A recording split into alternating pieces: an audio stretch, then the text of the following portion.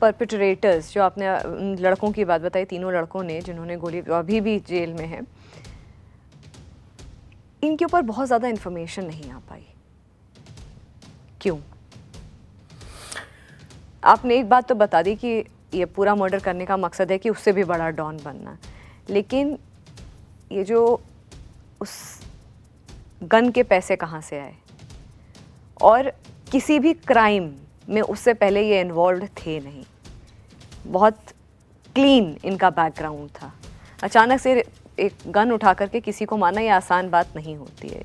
बहुत कह लीजिए या तो प्रैक्टिस की होगी, या तो एक जुनून सवार होगा, या तो कोई दबाव में होंगे। कोई दबाव नहीं था। एक्चुअली ऐसा है कि जैसे मेरी बेटी थी, 9th में अचानक मुझे उसने बताया कि वो गाना गा लेती है। तो मैंने कहा अच्छा गाना सुनाओ। जब उसने गाना सुनाया तो मुझे लगा ये तो सुनिधि चौहान है। मैं खुद एक सिंगर रह चुका हूँ, सारे गामा और ऑल इंडिया विन कर चुका हूँ मैं। मुझे लगा तो शानदार है। ऐसे बहुत सारे लोग, कोई क्रिकेट खेल रहा है, जर्नलिज्म में बहुत सारे लड़के आते हैं जो सीनियर्स उनको देखते हैं, बोले इसके अंदर पोटास है, दिख रहा है कुछ करेगा ये। ऐसे ही ये लड़के थे। ये छोटे छोटे मोहल्ले के लड़ाई झगड़ों के मामले में जेल में थे। जेल में बुंदेलखंड में उस समय यूपी के कुछ बड़े माफियाज थे। ये उनकी सेवा एवा करते थे। सेवा क्या होती है? पैर दबाना, पान ले आना, जाओ कपड़े धो लाओ। एक वक्त आया जब अतीक के मर्डर की प्लानिंग शुरू हुई। इनमें से एक लड़के को पंजाब भेजा गया। पंजाब कहां भेजा गया? लॉरेंस बिश्नोई के गैंग में। लॉरेंस बिश्नोई गैंग से ही ये जिगैना मिली है। इरफान खुर्जेवाला जो इस देश का सबसे बड़ा वेपन सप्लायर है, नेम एनी वेपन, हर वेपन उसके पास होता है, उसके जरिए वो ड्रोन ड्रॉपिंग हुई है पाकिस्तान बॉर्डर से पंजाब में। यहां पे उसने ट्रेनिंग की है। ट्रेनिंग करके बुंदेलखंड में अपने दोस्तों को ट्रेंड किया है। इसके बाद ये जो पश्चिम की जो जेल है, मेरठ, बुलंदशहर, यहां पर सुनील राठी, सुंदर भाटी, ये सारे वो लोग थे जो इनके संपर्क में थे। तो मैंने जो आपको कहा कि बेटी को गाते देखा, कोई क्रिकेट अच्छा खेलता, अच्छा ये तो अजरुद्दीन की तरह शॉट लगाता है, अरे यार he plays like Virender Sehwag, तो उनको आगे बढ़ाने वाली बात है। तो उनके अंदर उनको वो चीज, उन माफियाओं को वो चीज दिख गई कि यार ये घोड़े हैं, इनको बस दबाने की जरूरत है, गोली तो खुद ब खुद चल जाएगी। उसके जरिए उनको वहां ट्रेंड किया गया। सुपारी इधर से गई, यहां आई, आगे पहुंची लॉरेंस बिश्नोई, वहां से ट्रेनिंग करके आए। रोहिणी कोर्ट में इनको छोटी सी एक चीज बता दूं, मिड्ढा गैंग और लॉरेंस बिश्नोई गैंग के बीच की राइवलरी में ही सिद्धू मूसेवाला की हत्या हुई थी। ठीक है। इसी बीच में एक बंदा था टिल्लू तेजपुरिया जी, जो मिड्ढा गैंग का आदमी है। इस टिल्लू तेजपुरिया को लॉरेंस बिश्नोई गैंग को मारना था। इस टिल्लू तेजपुरिया को मारने के लिए ये शूटर्स बुलाए गए थे प्राइमरीली।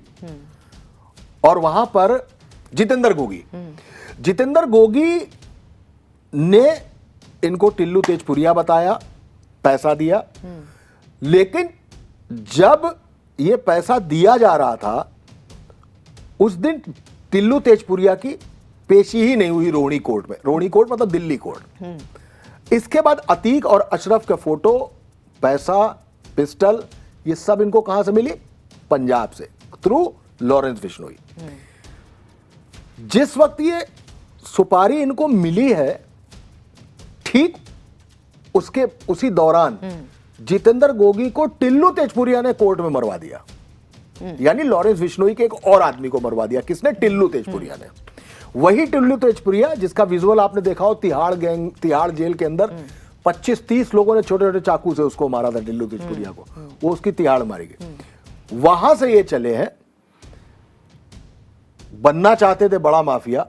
किसी बड़े माफिया ने इसको पहचान लिया कि हाँ ये बन सकते हैं, ये कुछ भी कर सकते हैं। उनके हाथ में पिस्टल थी, उनके हाथ में पैसा था, उनके हाथ में टारगेट था। उनको ट्रेनिंग मिली थी पंजशीर वाली, जो मैंने आपको बताई, अहमद शाह को कैसे मारा गया, तालिबान ने मरवाया। पत्रकार की ट्रेनिंग ली उन्होंने, पत्रकार की भीड़ में शामिल हुए। वो पहले हॉस्पिटल के अंदर जहां उनका चेकअप हो रहा था वहां मारना था, उसके पहले एक बार कोर्ट में अटेम्प्ट लेना था उनको। उनके 3 अटेम्प्ट फेल हुए।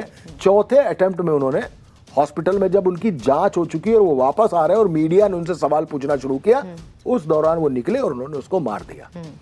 तो ये इन लड़कों का बयान है कि वो माफिया बनना चाहते थे, लेकिन उसके बीच का जो स्टोरी है, सिर्फ माफिया नहीं बनने चाहते थे, वो सुपारी थी उनको, वो सुपारी उनको मिली। ये चलती है, यूपी से पहुंचती है बुलंदशहर, मेरठ, मेरठ से पंजाब पहुंचती है, पंजाब से दिल्ली रोहिणी कोर्ट आती है, रोहिणी कोर्ट से फिर निकलती है झांसी पहुंचती है, झांसी के बाद इलाहाबाद आती है और अतीक अहमद मार दिया जाता है। ऐसे। और कहाँ से निकलती है ये सुपारी? इस सवाल का जवाब आने में थोड़ा सा वक्त लगेगा। किताब आप पढ़ेंगी तो आपको काफी कुछ इंडिकेशंस हैं आपकी किताब में, सारे इंडिकेशंस हैं इसमें कि कहाँ से वो सुपारी आई है, और वो किताब कंप्लीट करती है उसको। आप देखेंगे इसमें तो एक बड़ा सवाल उठा था कि आखिर पुलिस के हाथ होल्स्टर के अंदर क्यों नहीं गए। बिल्कुल क्यों नहीं गए? तो पुलिस जिससे क्योंकि ये जो आपने बोला कि हाथ होल्स्टर में क्यों नहीं गए, जिससे ये भी बात एक आ रही थी कि क्या ये स्टेट स्पॉन्सर्ड एनकाउंटर था। ये भी बात इस वजह से आई थी सामने। स्टेट स्पॉन्सर्ड की बात भी आई।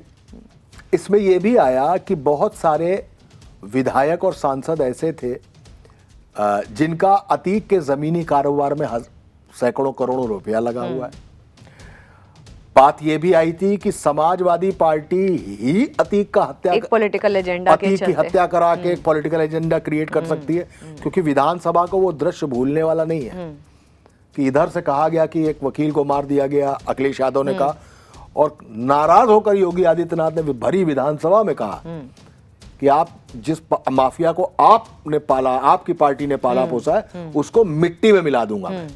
इस डायलॉग के बाद बहुत सारी चीजें कोरिलेट करती हैं। स्टेट स्पॉन्सर्ड या विपक्षी पार्टी ऐसा कुछ करा के सरकार के संग ब्लेम गेम करना चाहती है, या वो लोग जिनका सैकड़ों हजारों करोड़ रुपया अतीक के साथ लगा हुआ है।